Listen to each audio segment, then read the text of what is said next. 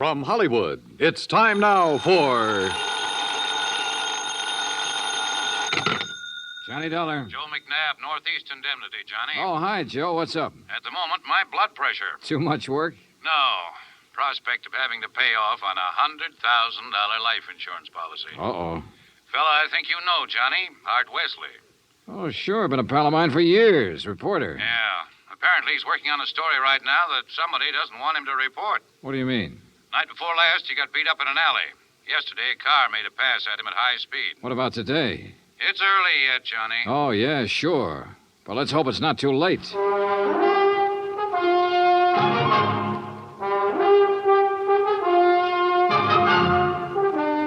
Bob Bailey in the exciting adventures of the man with the action-packed expense account. America's fabulous freelance insurance investigator. Yours truly, Johnny Dollar.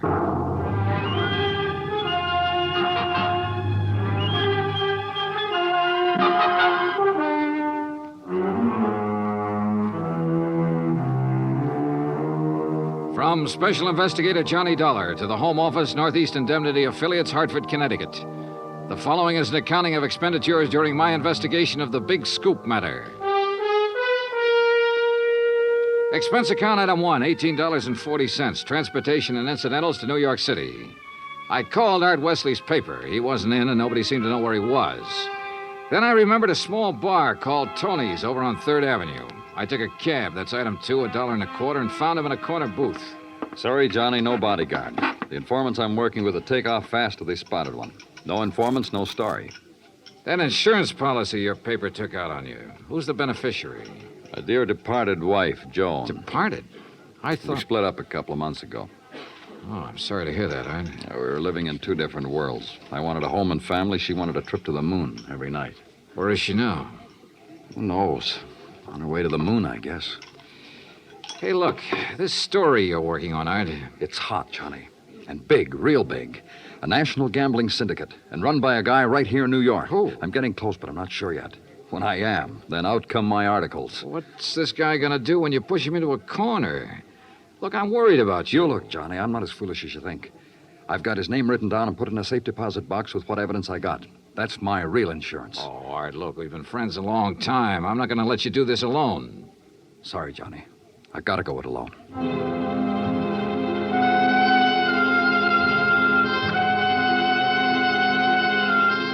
Since I'd gotten nowhere with Art, I decided to try his wife, Joan, even though they were separated. I found her in an apartment on East 68th, but she was hardly what you'd call cooperative. Look, Mr. Dollar, so you're a friend of Art's. At the moment, I'm not. Mrs. Wesley, your marriage with Art is none of my business. But that insurance policy his paper took out on him is. And incidentally, you're still the beneficiary. So? So he could be in danger, those articles he's writing. Why doesn't he drop it? Oh, look, you know Art better than that. Then what am I supposed to do about it? That story is his business. How I feel about things is my business. And come to think of it, I can't see that either of those things is your business. Item 3, $1.80 cab fare to police headquarters in the office of my old friend, Detective Lieutenant Rostelli. Sure. I know about those attempts on Art's life. So I talked to him and got nowhere. He told me the stories about a national gambling syndicate. It's more than he told me. Supposedly the big boss is here in New York. Now, what are you going to do about it? Look, the minute Art quits thinking he's got to hit the jackpot all by himself and lets us in on it, we'll give him all the protection he... Lieutenant Rostelli. Yeah, just a minute. It's for you, Johnny. Oh, thanks. Hello? Art Wesley, Johnny. They told me at your hotel where to reach you. Anything new, Art? I'm leaving town for a few hours. This could be it, Johnny. Tonight could be the jackpot. Well, listen, let me go with you. Sorry, I gotta go alone. It's part of the deal. Art, it could be a trap. I can take care of myself. Call you when I get back. Wish me luck. Well, look, wait. Art! Art!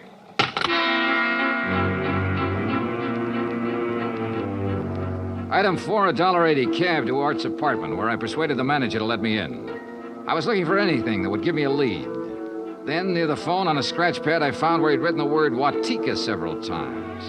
Sure, Lake Watika, upstate. Art had a lodge there.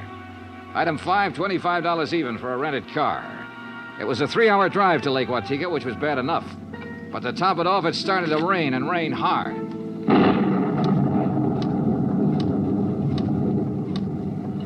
When I finally got to the highway turnoff, the side road to the lake was a mass of mud. Then I got 2 quick breaks. It stopped raining, and I spotted the 6-mile road into Art's place.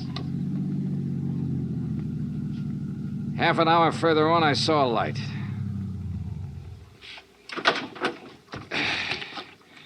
Art's car was parked at one side, and the front door of the lodge was wide open. When I got to it, I saw why. Art was lying in the doorway. Yeah. He was the one who wanted to hit the jackpot. But you can't hit the jackpot with a slug, particularly when that slug is right between your eyes.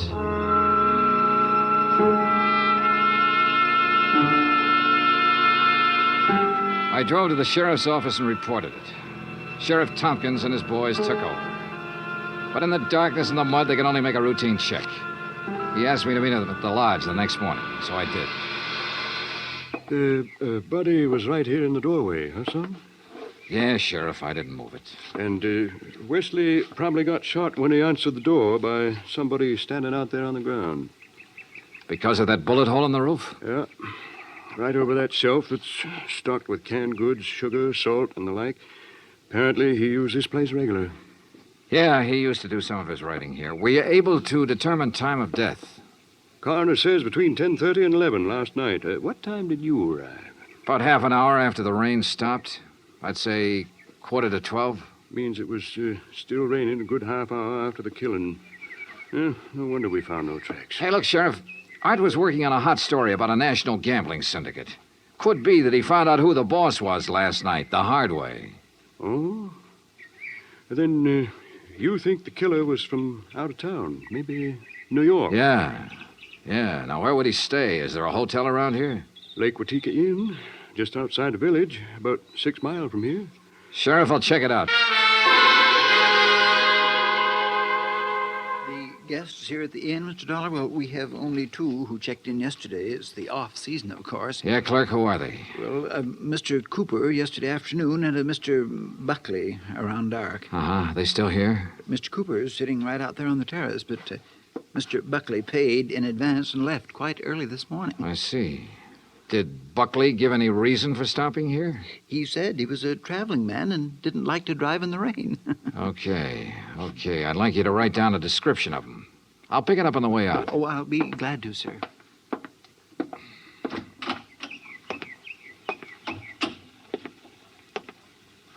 Hi. Oh, good morning. Enjoying the scenery? Yes, immensely. Oh, sit down, won't you?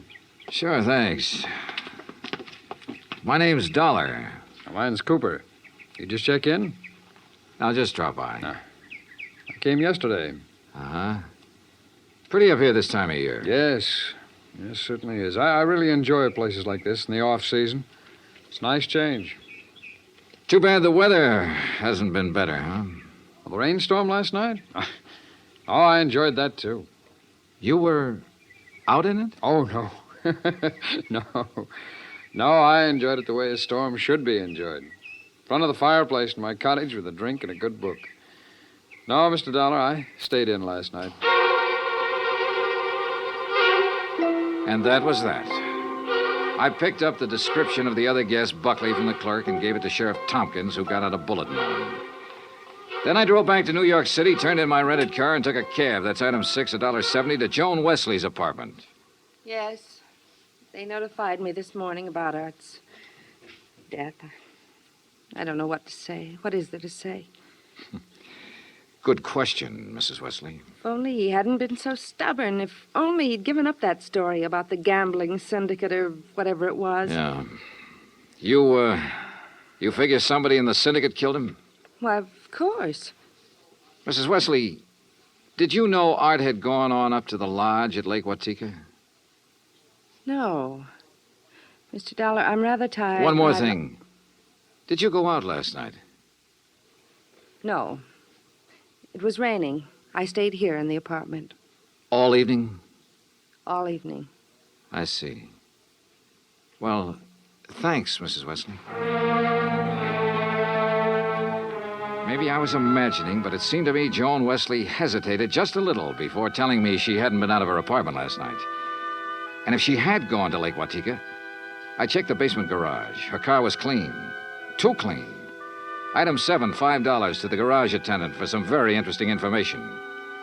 Joan Wesley had ordered her car washed first thing this morning. Why? Because the wheels were covered with mud from last night.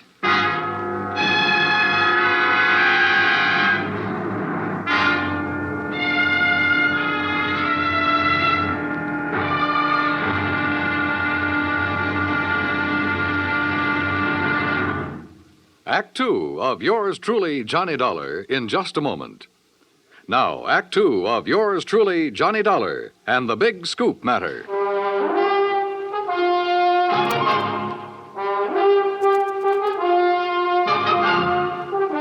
I tell you, I didn't leave this apartment last night. Your car says differently, Joan. Car? You had it washed today because it was all muddy. And the reason it was muddy was because you had it out in the rain last night. Look, Another thing. You told me you didn't know Art had gone to the lodge. You hadn't heard from him. But the switchboard operator told me you had a call from him yesterday. Now, why else would he call you except to tell you where he was going? Well, how about it, Joan?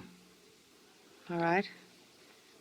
Art did call me yesterday and told me he was going to Lake Watika. And how about last night? Yes. I went out, but not to Lake Watika. Art wouldn't give you a divorce. By killing him, you get your freedom and $100,000. I didn't kill Art. I didn't go up there last night. Then where did you go? Might as well know.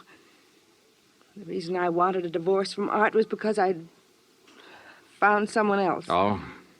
That's where I went for a few minutes last evening. Why did you lie about the phone call from Art yesterday? I don't know. I was confused. I was afraid it would look bad for me if it came out that I knew Art had gone up there. It doesn't look good for you this way, believe me. Oh, Johnny, I'm telling the truth. Who is this fella you're interested in? I don't see why he Who has is to- he? His name is Ted Nash. Will you have to talk to him? I sure will. And right now. But I was wrong about talking to Ted Nash right now. I called his apartment and got no answer. Item 9, $1.60 cab fare to police headquarters in the office of Detective Lieutenant Rastelli. You figure this guy Nash and Joan Wesley could have killed Art and used the gambling syndicate threat as a cover, huh? It's a possibility, Lieutenant. Well, I'll see what I can find out about Nash. How'd you do at Lake Watika? 2 guests checked in the day of the killing. One, a man named Buckley. He left early this morning. Sheriff Tompkins has a bulletin out on him. Who else? A fellow named Cooper, who apparently likes to go places in the off-season. Nothing to tie him in particularly. Cooper, huh? We had a rumble some time ago that a guy named Cooper was involved in that gambling syndicate. What? Trouble is, we got no proof. Hey, wait a minute. What's the matter? Art told me he'd put the name of the man he was after in a safe deposit box. If we could find the key to that box. How about Art's apartment? Let's take a look. So we looked, and we found the key tucked away in a desk, but only a number on it. Nothing to tell where it was located. I gave it to Lieutenant Rastelli, and he promised to check every bank in town if necessary. While I went on back to Lake Watika to see if the man named Cooper at the inn was the same one Rastelli told me about. When I got there, after a frantic 3-hour drive, I found him comfortably sitting by the fireplace. Well, Mr. Dollar, isn't it? Yeah, that's right. Cooper, I'm going to get right to the point. You told me you came up here to enjoy the scenery. Yes, that's right. Why? The man who was killed last night, Art Wesley, he was trying to expose a national gambling syndicate. Oh, that's very interesting. So? So, I know a police detective in New York who thinks you're a member of that syndicate. Well, now, Mr. Dollar, that's a very serious charge. I presume you have proof. Well? No proof. Well, in that case, I don't think there's any... Dollar, long-distance call for you. You can take it on that phone right beside you. Thanks, clerk. Johnny Dollar. Rastelli in New York, Johnny. Hi, Lieutenant. You locate that? Yeah, the safe deposit box, and in it we found the name of the man Art Wesley was closing in on. It's Cooper. Thanks all very right, much. So you... Well, Cooper, you wanted proof? We've got it. Evidence that ties you in with the syndicate. Clerk. Well, now, this is ridiculous, Is it? Dollar. Let me tell you the facts about this thing. Is something the matter, Mr. Dollar? Get Sheriff Tompkins on the phone, clerk. Tell him I've got Art Wesley's killer here. You mean Mr. Cooper? Oh, now, wait a minute. Now, look, Dollar. If you'd get your facts straight, you'd drop this silly notion of yours. What kind of facts, Cooper? What time was Wesley killed? Between 10:30 and 11 last night. But, Mr. Dollar, Mr. Wesley's place is some 6 miles from here. That's right. Why? Well, then Mr. Cooper couldn't have killed him. What do you mean? Last night I took a drink to Mr. Cooper's cottage here at the inn. What time? Around 20 to 11, and I chatted with him for at least 15 minutes. Are you sure about that? Oh, quite sure. Well, Mr. Dollar, I'll buy you a drink sometime. Cooper strolled back to the bar with a satisfied smirk on his face. So the one man who had to be Art's killer couldn't have killed him. I collared the clerk again and had him repeat his story in detail. If you recall, it rained heavily last night, Mr. Dollar. Yes, I drove through it on my way up here. Well, I was making the rounds of the inn, checking windows, things like that, when the house phone rang. It was Mr. Cooper calling from his cottage. He wanted a drink. You say that was at 20 to 11? Yes, I always jot down the time when I am called away from the desk. All right, go on. Well, when I got to Mr. Cooper's cottage, he was sitting in the living room in front of the fire with a book. Yeah. We chatted a while, and then when I returned here to the desk, I jotted down the time again. 10:55. Well, that does it. What do you mean? Oh, it's a good 20-minute drive from here to Art Wesley's lodge. If he was killed between 10:30 and 11 and Cooper was here at that time, he couldn't have done it. Well, I'm sorry, but facts are facts. And, oh, excuse me. Lake Watika Inn. Yes, just a moment. Sheriff Tompkins, Mr. Dollar. Oh, thanks. Hi, Sheriff. Thought you ought to know, son. Remember that man Buckley we were looking for? Yeah, sure, the other guest at the inn. Yeah, we picked him up. I've been questioning him for an hour. Any luck? No, sir. He's just a traveling salesman who stayed at the inn because he didn't want to drive in the rain. You sure? Buckley swears he doesn't even know Cooper. Just between you and me, Johnny, I think we got the wrong fella. No place again. I decided to start all over. Got into my car and drove to Art Wesley's place. Nothing was changed. I remember the trip I'd made the night he was killed, how it rained heavily until about half an hour before I arrived. How I'd found him lying in the open doorway, a bullet hole in his head. Yeah, and the hole in the ceiling over the shelf of provisions, marking the path of the bullet. It was there. So were the provisions. Canned food, mustard, sugar, a package of crackers. There was some... Wait a minute. Sugar. The sugar bowl. I stared at it for a moment. I remembered a couple of things the room clerk at the inn had told me. And suddenly the whole deal slid neatly and quietly into place. I drove back to the inn fast. Cooper's cottage was empty, so I went inside to the bedroom and took a look around. Then I spotted one of the pictures on the wall, a little out of place. I looked behind it. Yeah, just what I expected. Outside, I found Cooper sitting on the terrace in front of the main building. I slid into a chair across from him. Well, Mr. Dollar, what fantastic crime are you going to accuse me of today? Cooper, I got a one-track mind, and it's still stuck on murder. Oh, now look, Dollar. We've been over this before, and personally, I find it quite boring. So much so that it's interfering with my vacation here. That's too bad. Yes, it is. So I'm leaving this evening. I don't think so, Cooper. Oh, come now. Art Wesley was trying to expose a figure in a gambling syndicate. You.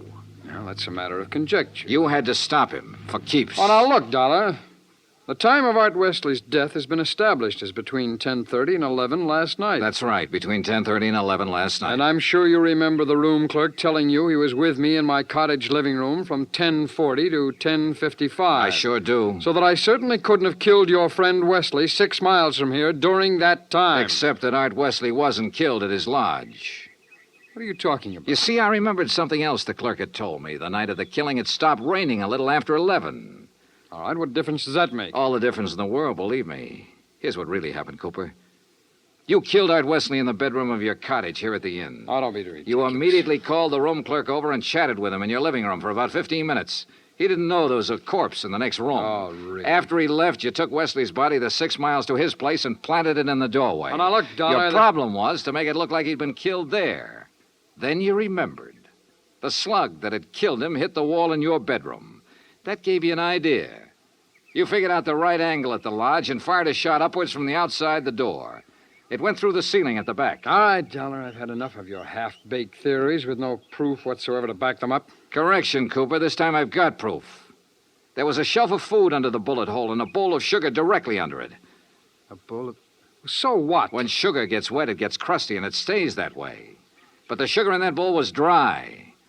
Now, if the killing was between 10:30 and 11, and it rained heavily until after 11, then some rain would have dropped through the bullet hole into the sugar. I see. But, Cooper, the sugar was dry. So the bullet hole was made after the time of the murder, when you planted Wesley's body there. Just a little detail, Cooper, but it nails you.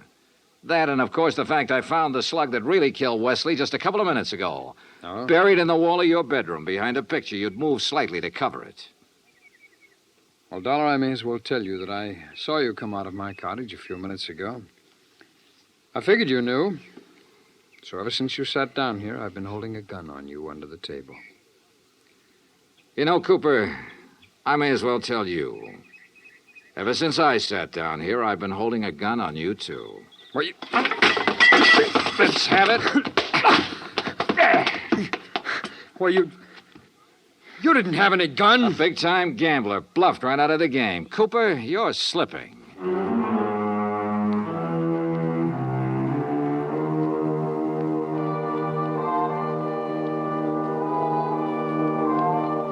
Item 10, $37.50. Transportation and incidentals back to Hartford. Expense account total $187.40. Remarks? Cooper's awaiting trial. About Art Wesley? Well, I guess that sugar bowl was a dead man's revenge. And come to think of it, that revenge was pretty sweet. Yours truly, Johnny Dollar.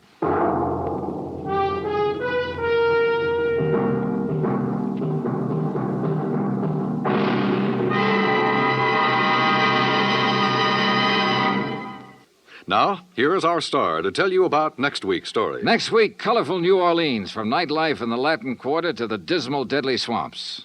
Join us, won't you? Yours truly, Johnny Dollar. Yours truly, Johnny Dollar, starring Bob Bailey, originates in Hollywood. Written by Robert Reif, it is produced and directed by Jack Johnstone. Heard in tonight's cast were Virginia Gregg, Russell Thorson, Barney Phillips, Stacey Harris, Larry Thor, Parley Bear, and Les Tremaine. Musical supervision is by Amerigo Marino.